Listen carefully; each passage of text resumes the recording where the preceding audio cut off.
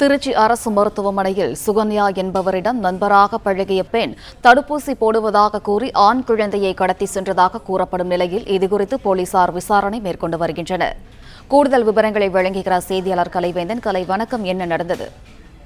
வணக்கம். திருச்சி மாவட்டம் துறையூரைச் சேர்ந்த விக்னேஷ் என்பவரது மனைவி சுகன்யா. கர்ப்பிணியான சுகன்யா கடந்த 11ஆம் தேதி பிரசவத்திற்காக திருச்சி அரசு தலைமை மருத்துவமனையில் அனுமதிக்கப்பட்டு அழகான ஆண் குழந்தையை பெற்றெடுத்தார். இந்த நிலையில அதே பிரிவில் சிகிச்சைக்காக வந்த பெண் ஒருவர் சுகன்யாவிற்கு அறிமுகமாகி இருவரும் நல்ல நண்பர்களானார்கள். இந்த நிலையில இன்று காலை 7 மணி அளவில் பிறந்த குழந்தைக்கு தடுப்பூசி செலுத்திவிட்டு வருகிறேன் என கூறி சுகன்யாவின் குழந்தையை வாங்கிச் சென்ற அந்த பெண் நெடுநேரமாகியும் திரும்ப வரவில்லை. இதனால் சந்தேகமடைந்த சுகன்யா இது குறித்து பெற்றோர்களுக்கு தகவல் அளித்தார். எல்லோரும் குழந்தையை நீண்ட நேரமாக தேடினர். ஆனாலும் குழந்தையுடன் சென்ற பெண்ணை காணவில்லை.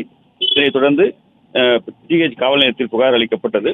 பிளே ஸ்டோர் மற்றும் ஆப் ஸ்டோரில் இருந்து பாலிமர் செயலியை QR கோடு மூலம் பதிவிறக்கம் செய்யுங்கள். செய்திகளை உடனுக்குடன் பெறுங்கள்.